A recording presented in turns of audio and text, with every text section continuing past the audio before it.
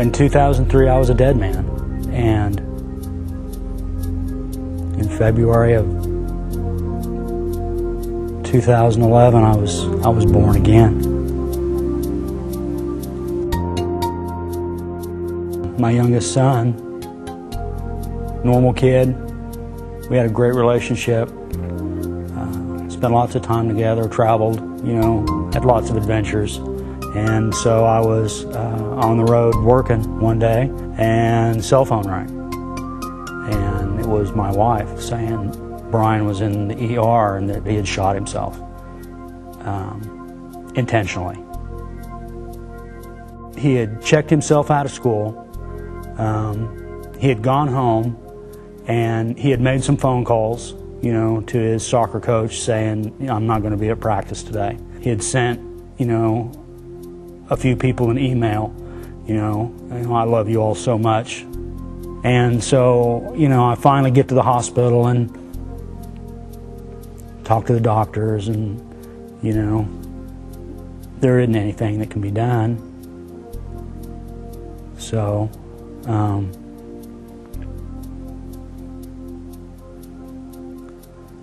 so we lost him.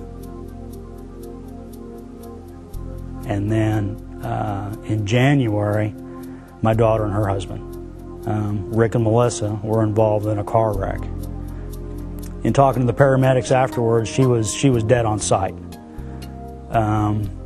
However, they resuscitated her, and she was in a coma for 4 weeks. Apparently, she had contracted an infection, and it filled her lungs up with fluid and it killed her. We lost Brian in December of 2003, and we lost Melissa 5 years, 5 days later.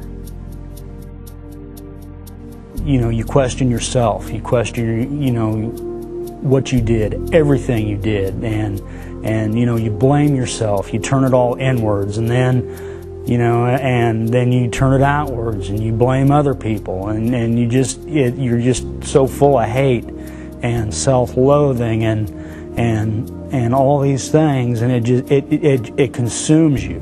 The marriage was dead. It died like the kids did. I mean, we tried. She tried. I tried. But I fell back on the stupid things I did when I was a kid. Drinking, smoking. My ex-wife had moved back to Oklahoma City in October last year. So at Thanksgiving, I basically, I'll be honest with you, I just completely had a meltdown. I can tell you what it's like to sit in a closet with a bottle of bourbon with a gun in your mouth.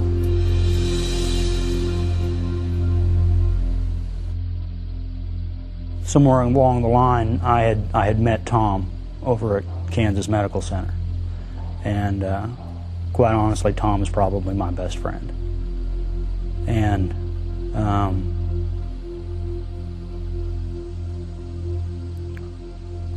sometime between October, when Lisa moved back to Oklahoma City, and Thanksgiving, I had called Tom and I said, where is it you go to church? What time are the services? So I came to church. And honestly, I was a wreck. And I spent the next month or so thinking about it, about what had happened. And asked myself, well, where do you go from here? What do you do? I couldn't spend the rest of my life hating myself, hating everyone around me, dragging everyone I know and everyone I love down into the depths where I was. I realized that if I was ever going to have anything ever to do with my son again, I needed to quit hating God. And that's why I came back. I came back in January, caught the first sermon of the C2J. It really came home to me. Probably one of the most important things I realized is that my children really weren't my children. They were God's children.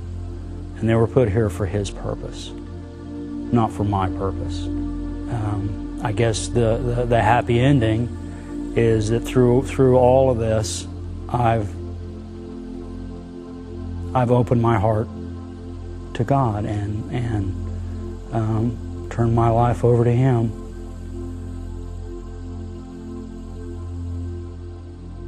One afternoon I came in and spent some time with Pastor Steve, and we talked about a lot of things. And as we were closing, he talked about the passage in Revelations where, you know, Jesus is there, God is there, they're just waiting for you. They're knocking at the door. All you got to do is open it and let them in. And they'll come in and they'll sit with you and they'll share a meal. And after praying and